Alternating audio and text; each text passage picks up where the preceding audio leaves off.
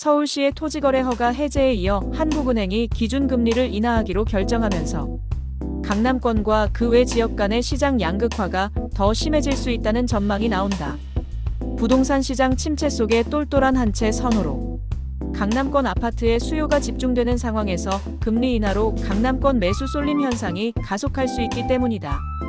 다만 이런 강남권 매수세가 주변 지역으로 확산하기는 어려울 것으로 관측됐다. 통상 금리 인하는 자금 조달, 부담 감소로 이어져 부동산 가격 상승을 유발하는 요인으로 작용한다. 그렇지만 최근 국내외 경기가 좋지 못한 데다 소비가 위축되는 등의 현상이 나타나고 있다. 박원갑 KB국민은행 부동산 수석 전문위원은 지난해 기준금리 인하에도 지방 부동산 시장이 침체를 겪은 것을 거론하면서 오히려 일부 지역에선 오죽하면 금리를 낮췄겠나라는 시선으로 볼 수도 있다고 말했다.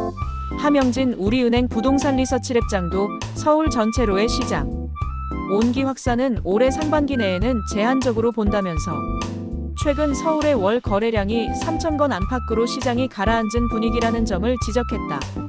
권대중 서강대 일반대학원 부동산학과 교수는 대출금리가 낮아지면 긍정적 효과는 있겠지만 지금은 수출과 내수 모두 안 좋고 소비도 위축되는 등 경제가 어려운 상황이어서 이에 따라 부동산 가격이 상승하지는 않을 것이라고 말했다.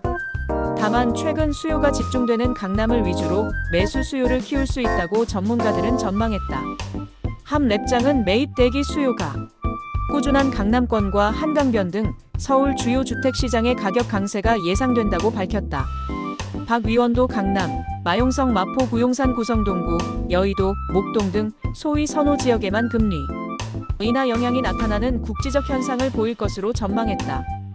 김은선 직방 빅데이터실 랩장은 상대적으로 선호도가 떨어지는 지역은 매물을 받아줄 수요가 뒷받침되지 않고 있다며 최근 추세를 볼 때 강남권을 선호하는 양극화가 기준금리 인하로 더 분명해질 수 있다고 분석했다. 나아가 서울시가 최근 강남권의 토지거래 허가 지역을 해제한 것에 더해 금리 인하까지 이뤄진 것이 강남권 수요를 더 키울 수 있다는 관측도 나온다. 김 랩장은 대출금리가 인하되면 자금 마련 부담이 낮아지는 만큼 토지거래 허가 해제 지역 거래에 힘이 실릴 수 있다면서 다만 가격이 계속 오르면 부담감으로 인해 또 정체가 나타나기도 한다고 말했다. 반면에 지방의 경우 수요 부재에다 미분양, 적체 등으로 금리 인하로 인한 수요 유발 효과에 한계가 있다는 것이 전반적인 평가다. 강남과 강남 외 지역 간 시장 양극화가 커질 수 있다는 의미다. 박합수 건국대 부동산대학원 겸임 교수는 강남권은 대출 금리 인하가 별 영향을 미치지 않는 그들만의 리그라고 말했다.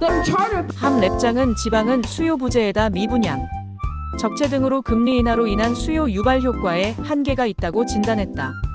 박 위원은 지금의 강남 상승세를 이끄는 것은 40대의 갈아타기 수요층이며 요즘 시장 분위기에선 금리 인하 자체보다 이를 받아들이는 수용자의 시각이 더 중요하다고 말했다.